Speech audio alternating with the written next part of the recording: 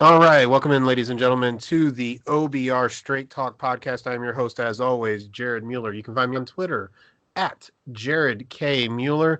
And today I am joined by the newest member of the OBR team.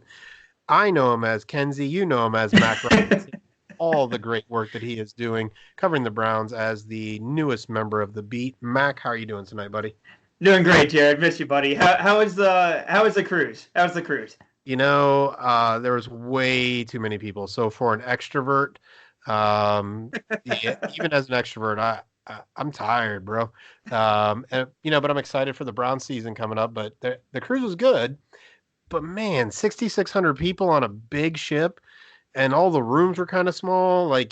I just need some downtime. But we're rolling right into Brown season, and thankfully I had the internet access, which wasn't perfect, but was able to watch a little bit of stuff. So it was good. It was good to see you kind of getting your feet wet. How's it been? Just kind of being at camp for you as kind of you're doing this kind of regularly now, versus some of the things that I know you've done for the last few years.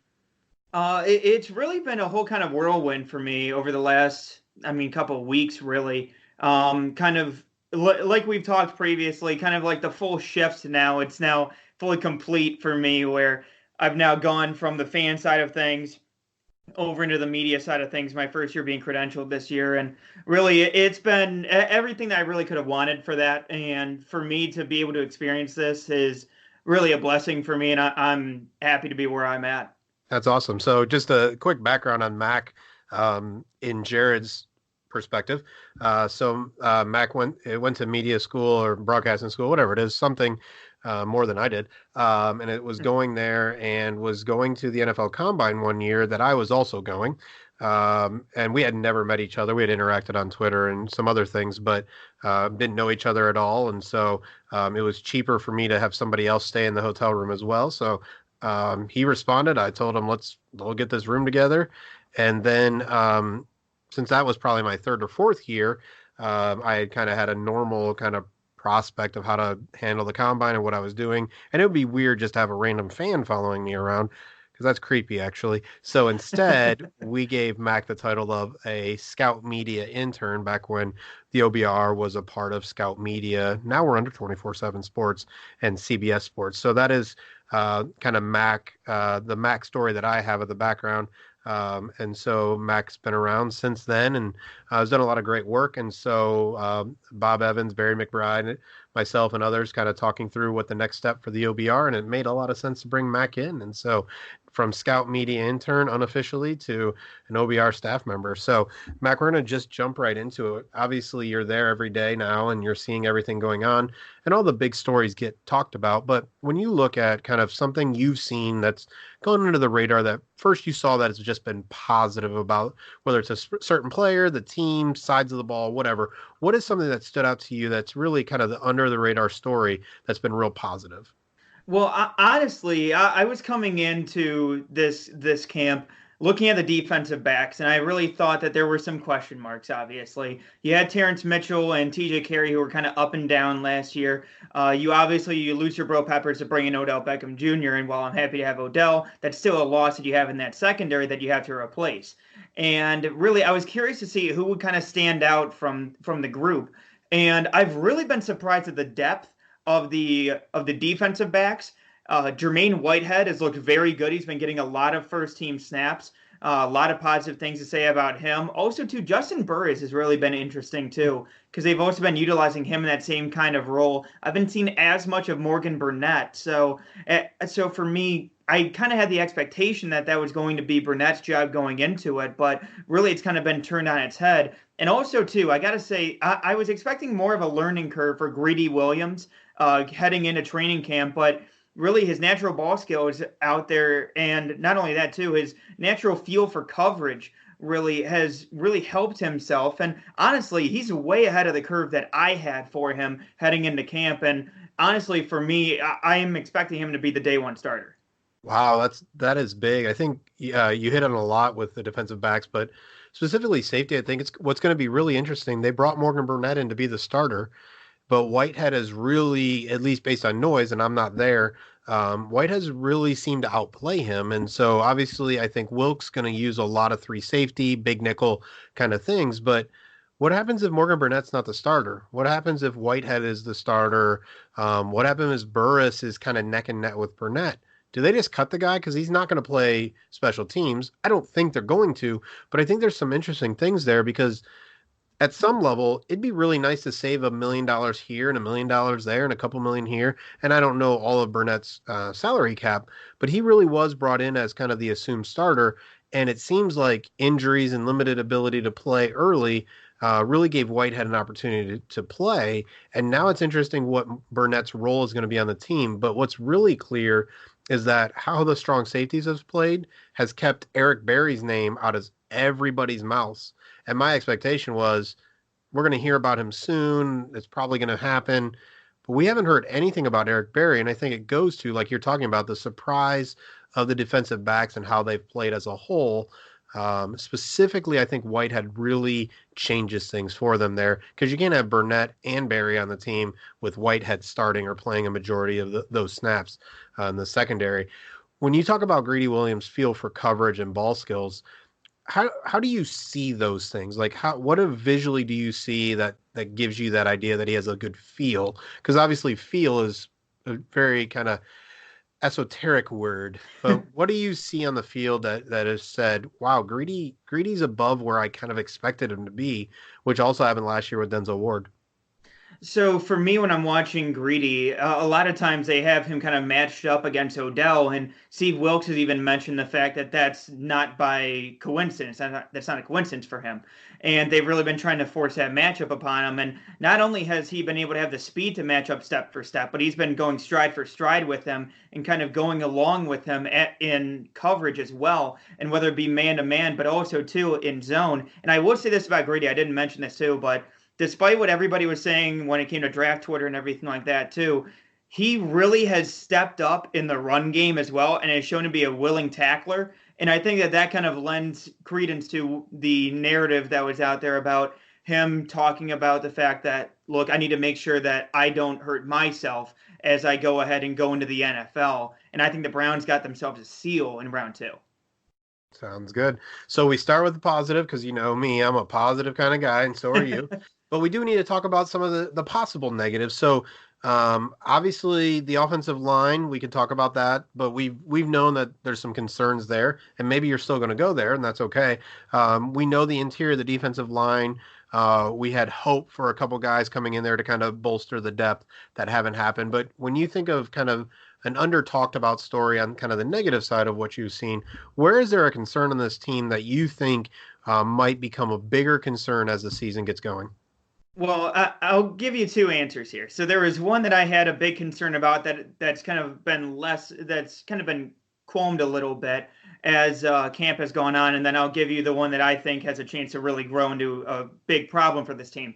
And so the one that's really been qualmed for me has been the defensive line depth, because I go ahead and I've seen, obviously, you look at that front four, and that front four is obviously going to be dangerous when you're talking about Miles, Olivier Vernon, Ogunjobi, and then you also add in Sheldon Richardson, who, might I add, is the perfect fit, I feel, that three-tech defensive tackle. But behind them at the interior defensive line, Devario Lawrence has actually been standing out the last few practices. He's throwing together a few really good practices. Danny Ekwale has really actually looked pretty good. And then also to Trevin Coley's had a few plays here and there where he's actually looked pretty good, but at the same time, I still feel like you can upgrade that position from Coley as well.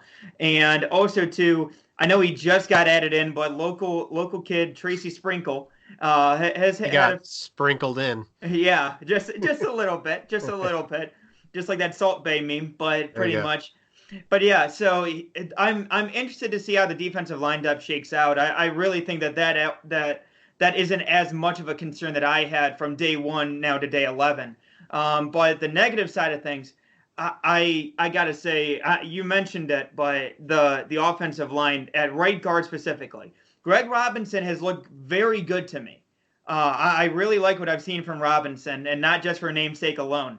But at the right guard spot, Austin Corbett has been taking mainly backup center snaps with Eric Kush as the right guard with the first team the last 3 practices now.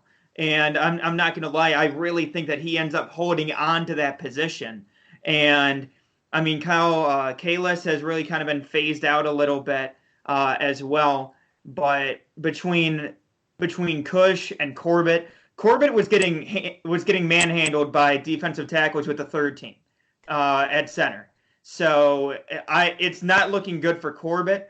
And I know I was talking with a couple other media members today, and we were even kind of discussing the possibility that Corbett might get the Cam Irving treatment, maybe not this year, but possibly next year, where you kind of have him kind of build up his trade value a little bit and see what you can get out of him.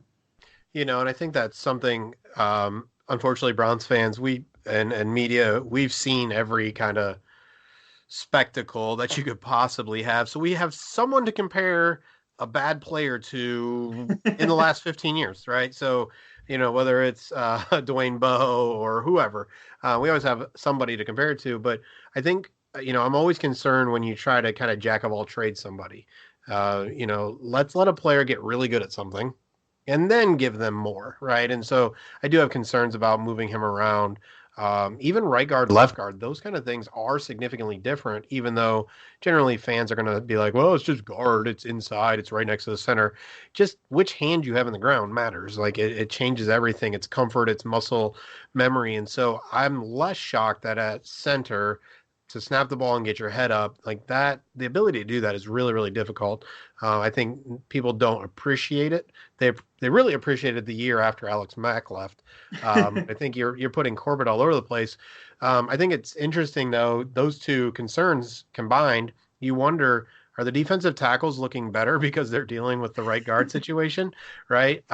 Or is Sheldon Richardson making the right guards look pretty poor? I know him and Larry Ogunjobi will move around a little bit, but it's always interesting when you're going up against your own team to, not really know, is it a good this or a bad that or a combination of those two things? But I love that you brought up DeVarro Lawrence. If DeVarro Lawrence, so last year the Browns traded a 7th-round pick for him to the Saints. I think, honestly, this year, if Lawrence was where he was last year and they traded for him, he had no chance to make the roster. Last year, they were all about development and let's get this high upside guy and see what can happen. And so he's coming along in year 2. It's really going to be interesting to see how Dorsey deals with the bottom of the roster. Does he keep a couple of high upside guys? Lawrence may still be that high upside guy. We know what Coley's going to give you. We know his floor. His floor is he can be okay at times. That's really his floor, but it's consistent. It's all of that. Lawrence has a much higher ceiling, but a much lower floor right now. And so it'll be interesting to see how the bottom of the roster shakes out. And do you see some additions on the offensive line and defensive line still moving forward? So, yeah. So just in general, how do you feel like practices are run? I know this is your first year kind of covering the practices daily and all that stuff, but how do you feel like practices run? Does it seem crisp? Does it seem organized? Does it seem disorganized? Does it feel like the players are in control? Like, what have you seen from just kind of how practice has been run? Well, honestly, I mean, even from being on the fan side of it last year too, I really can notice a big difference between the fact that the last coaching staff, a lot of it was kind of focused on scheme and putting together the defenses especially too, but also on the offensive side as well. But especially when it comes to this coaching staff, they've really, especially early on and less so as we go on, but they wanted to focus on the fundamentals before they got into scheme. And they wanted to focus on getting the players better overall and getting the pad levels lower. I know I've been tweeting out some videos with that as well. But trying to focus on getting their pad level lower and getting their technique better before they focus on, okay, this is how we're going to run this offense. This is what we're going to do here and there. And even day one, especially too, right after practice was done and while we were waiting to go ahead and have the press conferences and everything, I was waiting outside a little bit and I saw Steve Wilks working individually with Lindsey Pipkins, with Terrence Mitchell, and with Greedy Williams on their coverage skills on the outside as well. And so kind of seeing them work through their technique, kind of backpedaling out of their stance and working on those techniques for them. And that's the biggest thing that I see the difference in. And not only that too, like you said, practices have been very crisp, honestly, to what I've seen. And it really seems like they're moving with purpose. And also, I'll also mention too, there has been much more of a focus on special teams this year than you have seen in years prior. And I know it's frustrating for some people, but for me, I love seeing the kick return units. That way you can go ahead and see which players are playing where. For instance, most people expected Damon Giuseppe to be that kick returner going into training camp. He has gotten little to no snaps at kick returner. Yeah. And so being able to see that day in and day out and see that progression, I've seen more snaps for Ishmael Hyman at that point. And so for me, I think that there's a better chance that Ishmael Hyman makes it over Damon Giuseppe because Giuseppe is mainly meant to be a kick returner, in my opinion, and his wide receiver skills are developing. So I don't think that he has as great of a chance to make the roster compared to somebody like an Ish Hyman who can be that deep vertical threat and also be a kick returner and punt returner. And we are talking to Mac Robinson. You can follow him at Mac Robinson CLE, the newest staff member at the OBR. And again, I am Jared Mueller, your host for the OBR Straight Talk. And yeah, Mac, I think, when you look at practice, I know when I was up for OTAs, Prefer really was focused on the fundamentals. And I love that about special teams because the reality is there are so many games in the NFL, even when the Browns were 1-31, there were so many games lost by 7 points or less. We know how many games were lost because they couldn't make a freaking field goal because of a kick return, a punt return, whatever it is. And so I love that you talk about technique over scheme. And I think it speaks to what Freddie has actually been talking about with the whole Bob Wiley drama, whatever that is. We won't talk about that. You wrote the article. We're good there. But he did talk about it is the player, right? It's the players. And so if we teach them good technique and we make sure they're crisp in their technique, that's really a focus on the player. So that player is getting better, whether that player is better for the Browns or another team or trade or whatever that looks like, the player is getting better. Now, if their technique is good, we install a scheme that takes advantage of good technique. But if you have a good scheme and bad technique, it never wins. If you have good technique and maybe even a bad scheme, I think you're more likely to win than if you reverse those things. So I remember watching Prefer. He gave Rashard Higgins the same attention as he was giving any of the people that actually might play special teams. And it was on a gunner drill. So it wasn't even on something where Higgins would have any chance that he's going to be the guy. But he was giving him as much attention on where he needed to be and how he needed to leverage and all of those kind of things. So I love that you've seen kind of the attention to detail because I think that's something that was lacking. And I think when you're not focused on your own scheme, it shows a level of humility. Right. And I think while Freddie Kitchens has been pretty much himself, I think humble is a good description of him kind of holistically. That doesn't mean he doesn't believe in himself. But when you look at it's a really interesting coaching staff, right? You got Adam Henry and you've got Steve Wilkes and you got Freddie Kitchens and you got all these guys kind of meshing together. Do you feel like it feels like one coaching staff just as things are going, that everything kind of flows pretty well? Yeah, I really do. I almost look at, and Freddie kind of touched on it a little bit with the Bob Wiley stuff too, but the fact that for him, it's about teaching these players. And so it's almost like a teaching staff, if you will, instead of a coaching staff. And the guys taking those time out. And you said it too with the special teams. A lot of times you'll see guys where, I will say this about this roster, you wouldn't have a Marlon Moore, where the guy is just going to be a special teamer and that is it. Right. And for what they've been able to do, I mean, you've had Greedy Williams as a gunner. And you've had some of these guys where you're having the starters working with the special teams and getting used to being on the special teams units, and every single one of them is ready to go and ready to jump in. And that's the biggest thing that I've noticed with this team. And especially too, and getting back to your question about the coaching staff as well, it's really seemed like everybody's on the same page. And even if I will say this too, because people lost their minds when it came to the Todd Monken comments about who's in charge of the offense. Right. And from what I saw, it really is kind of a mesh of the two. It doesn't matter who's calling the plays or not. At the same time, you can see their hands on the entire team, because you look at the wide receiving group, and I mentioned this in one of the articles as well when talking about Jalen Strong, but the fact that the offense for Todd Monken looks like a souped-up version of Tampa Bay. Because from what I've seen, you have Mike Evans is the big play receiver like Odell Beckham. You have Adam Humphries, who is who you have the souped up version of Adam Humphries and Jarvis Landry. OJ Howard is David Njoku. You have Cam Brate, who is Demetrius Harris. And then you have Rashard Higgins as Chris Godwin. And then finally, Antonio Callaway as that Deshaun Jackson type of role where he's only going to run slants, drag, or go deep. And that is it. And that's the thing, is you can see the influences on each group as a whole. And that's what I love to see, honestly. Yeah, I mean, I think then you talk about Derek Willis, who's coming on, and we don't have time for him today. But I think, one of the guys that, and I'm going to put this up in something up in Rumor Central soon. But one of the things that's going to be interesting is, how does Antonio Callaway deal with this season? Most wide receivers have their breakout year in year 3. Year 2 in statistics, playing time, and everything is going to be a step back for him. He's at best the 4th wide receiver after those 3. And so it'll be interesting how a player who has maturity issues starts to struggle. And I think it could be a really good test for that coaching staff. So we're going to take a quick break on the Browns discussion just to have a little, well, I'm going to call it a dork discussion because I'm a big dork and I know what I'm a dork about. And I'm a dork about wrestling. And so Mac decided to, in the pre-show meeting, decided to bring up wrestling. And so we're going to have a quick wrestling dork break. You can go ahead and skip to minute 26, 27 or so if you don't want to listen to wrestling, and we'll go from there. We'll be right back talking about the AFC North and just kind of thoughts we have on those teams and what that looks like kind of to close the show. But Mac, you brought up AEW, All Elite Wrestling, and so for those who don't know, All Elite Wrestling is kind of the next attempt at trying to make competition for the WWE, and it is run by Cody Rhodes, Matt and Nick Jackson, who are the Young Bucks, and then Kenny Omega.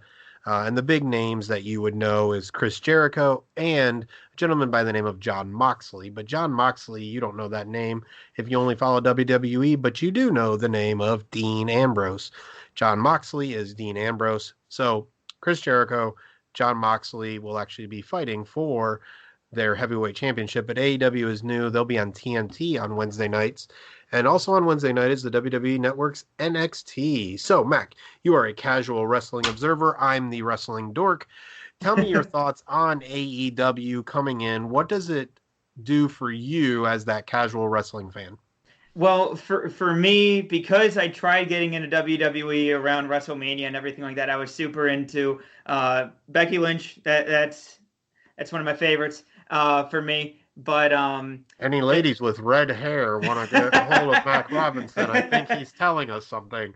Well, anyway, that NPSA. I would say this. I would say this though. I can get past the fact that she wore a Golden State jersey. That's okay. I can work past it. But anyway, I mean, after that, I wanted to kind of get into wrestling because I have a lot of friends who are into wrestling, everything like that. And I was asking them about it because I would constantly miss some of the shows and everything like that. And they were telling me that it's constantly bad, that they weren't really fans of it. And so then all of a sudden I didn't realize that AEW was for free. And I ended up seeing some of the, who is it? Oh my gosh. I saw Jon Moxley's performance and I saw his match and everything. And then I saw the Rhodes Brothers match, and that one kind of got me hooked. So I've really been into it ever since then. But it's really interesting to me because I knew Chris Jericho, and I had always heard a ton about Kenny Omega as well. But I'm really interested to see what they're able to do with it.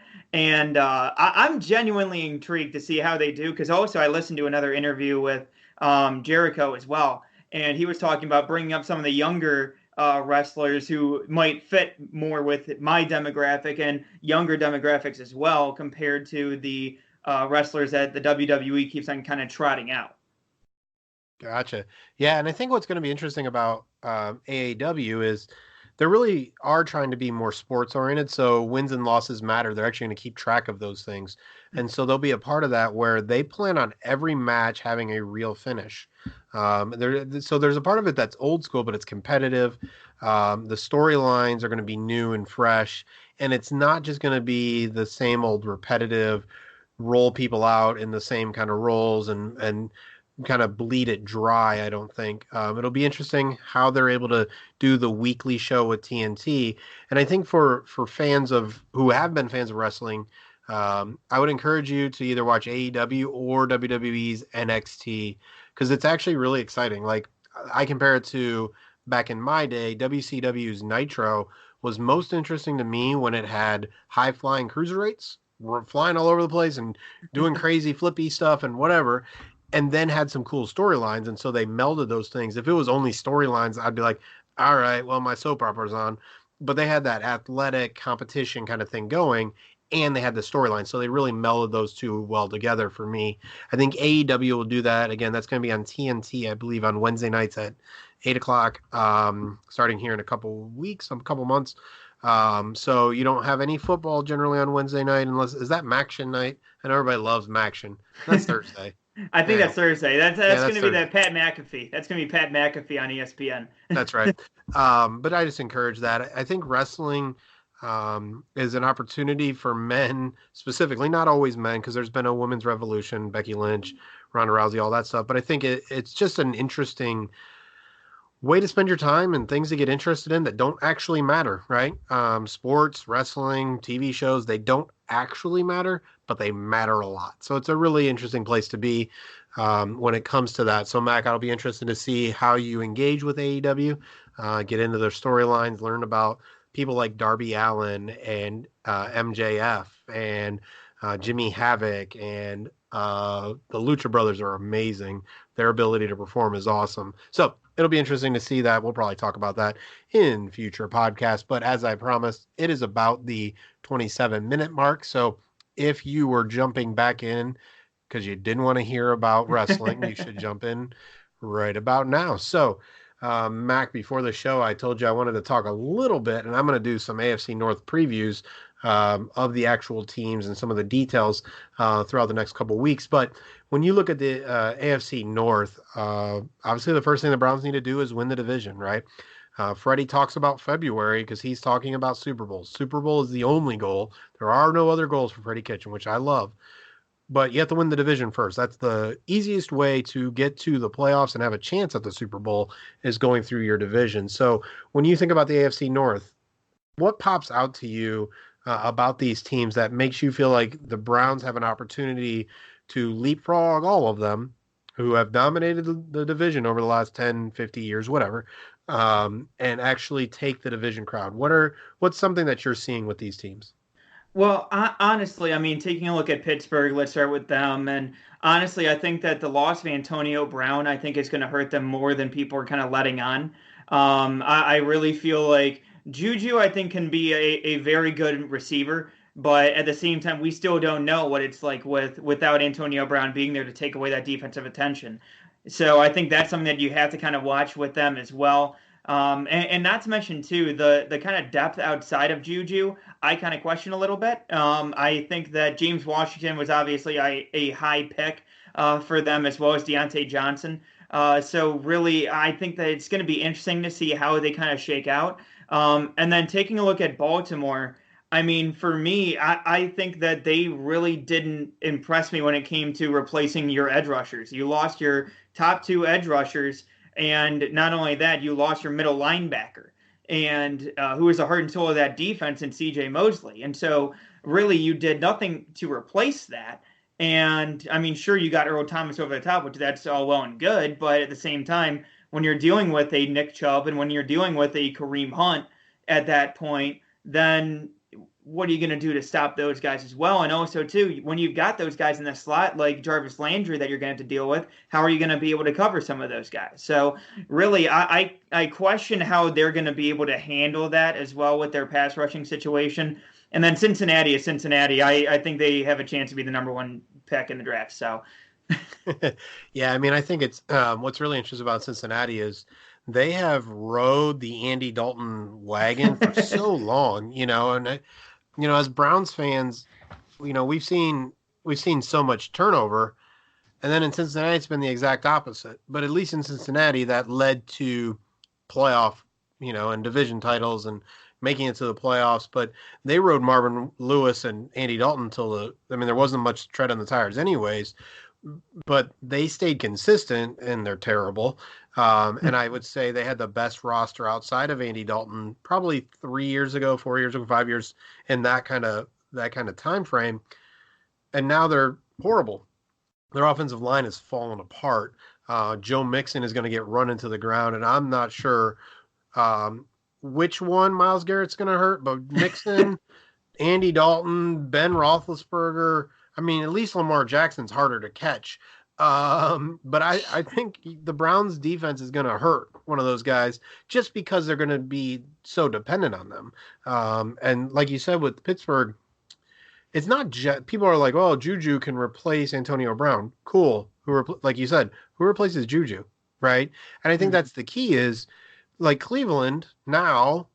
Last year, Baker Mayfield made something out of Jarvis Landry and Rashard Higgins. Do I think both those players are fine players? Sure. Baker Mayfield made them what they were last year in a lot of ways. I think he makes players better.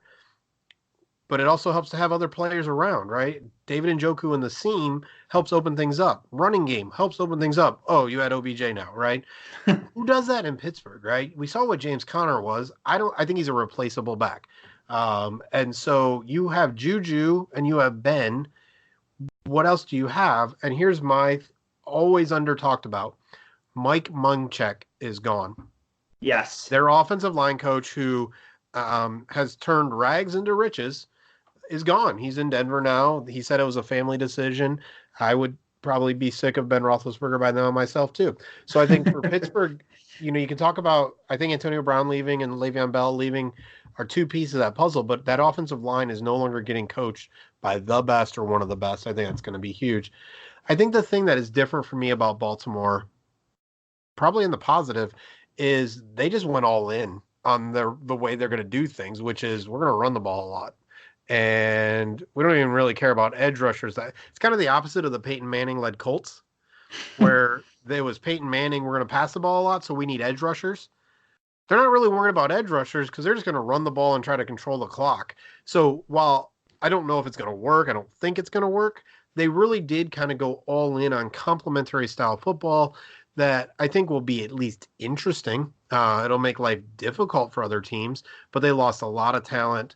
They lost their identity with, like you said, C.J. Mosley, but also Terrell Suggs. So I think for the Browns, this is maybe the perfect time, and timing matters, right? I can't imagine how many AFC East teams might have been good over the last 15 years. Yeah, you're not wrong with that, and that's the biggest thing is you even think about like the Rex Ryan years. Maybe those would have been extended if not for Tom Brady, and maybe Mark Sanchez would be this version of Andy Dalton, where they're kind of just riding him into the dirt. And I will say your description of Andy Dalton just reminds me of the old Oregon Trail video game, pretty much. That's just the Bengals franchise as a whole. Yeah.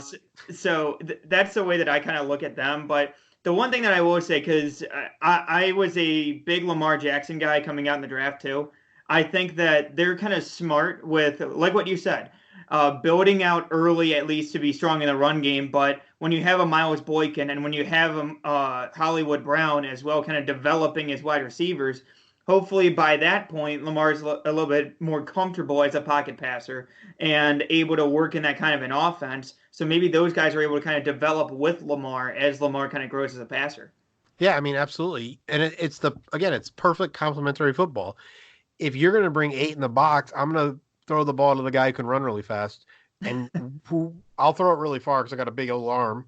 And I'm going to hope that guy runs underneath of it. So you load the box and you give Lamar Jackson a chance to audible, or you give him a run pass option in that process, you really are setting him up well. What you don't need for Lamar Jackson right now is Jarvis Landry type route runners, smaller guys who are, really precise. Julian Edelman, who is a very good receiver in New England, wouldn't be that way with Lamar Jackson right now. So again, complement your players, make things make sense, right? I think that just really works. It'll be interesting, Baltimore, as they transition out of Odyssey Newsome and all of the different things they're going through. They're in a huge transition year, but I think they're the one team that seems to make sense. I do not know what Pittsburgh's going to look like. They traded up for a middle linebacker, right? Like, I don't care what you think about Devin Bush. I have issues because I'm a Buckeye, but still, I don't care. I don't know what you think about Devin Bush, but I know what I think about a middle linebacker. I know Ryan Shazier, they talk about him being the heart and so important. It's because you went from Ryan Shazier to less than replacement level. Like, there's a big jump from where Shazier was and the crap you had. Trading up for Devin Bush, I think, is going to be really something that decides the next 5 to 10 years because you use some assets that could have been used for other things. So, and then I'm not worried about Cincinnati. I'm really just worried that no one gets hurt in that game. Thankfully, Vontez Perfect is gone. So I Well, think hey, that that game yeah, falls on my birthday too, by the way, the home game. So I'm excited. December 8th. you're not allowed to be excited, Mac. You remember the media now. I can be excited about my birthday, not There, about necessarily about the game. I'm excited to be covering the game. there you go. So, yeah, so I think, the AFC North is set up well for Cleveland. Um, you know, everything has to come together, but I think we both believe that the Browns are on the cusp of something special. You've talked a little bit about some of the concerns and weaknesses, but here's what we know. Every good team has weaknesses. Hmm. We just don't know that because we haven't had a good team in Cleveland for a long time. And even the good team, the Derek Anderson led team, any smart football fan and media would go, that's not going to work. Like, that's not going to last. It's not going to work. This is fun and all. Even Brian Hoyer, when he had his kind of winning streak, or the 4 games of Jerome Harrison and Eric Mangini, like, that wasn't going to last. That wasn't going to work because the talent wasn't there, the schemes weren't there, all that kind of stuff. I think now we can see that that stuff seems to all be there. It just has to play out on the field. And that may not happen this year, but we know it's not far off if it's not this year. So, Mac, I'm not going to ask you for a prediction, but I'm going to ask you this. Cleveland has their season disappoints you if. What's that if? You would feel like it's a disappointing season for the Cleveland Browns in 2019 if what? If they finish 8-8 or lower.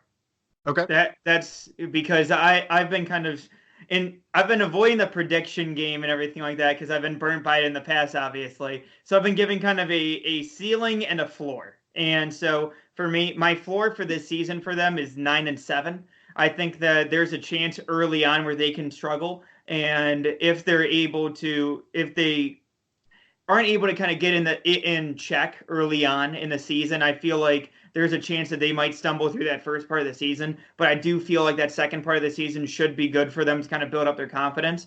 But the ceiling that I have for them, and mind you, and I say this, that this is absolutely everything goes right, nothing goes wrong. I said 13-3. And I think that's if everything goes absolutely perfectly. I think that this team can finish 13-3. But like I said, that is the absolute top. That is the absolute peak that I see from them. But I see them kind of falling somewhere in the middle. 11-5 is what everybody's been saying. That's kind of like that middle ground for me.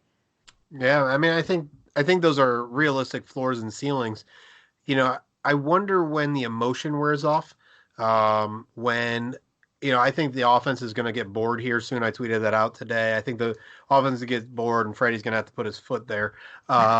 I wonder when that emotion wears off, how they can kind of grind. That there are a lot of young players that have just been awesome, right? Odell Beckham Jr. has been amazing as a player. Jarvis Landry has been a good player with a lot of catches, and the Dolphins lost a ton of games, right? Baker Mayfield's been good no matter where he's went. Last year is probably the most losses he's had since, I don't know, maybe high school, whatever. So what happens when they really have to grind? I think that's going to be where things happen. And I think what's been interesting this week to me is I think we're finding our answer, and we're finding out our answer is going to be Nick Chubb, not just on the field, but the way Freddie Kitchens is talking about Nick Chubb has me excited about someone who is just putting his head down, going to do the work, and is a great type of man. And so it's interesting. But this week seems to be the Nick Chubb week, where he's really getting a lot of the energy and attention.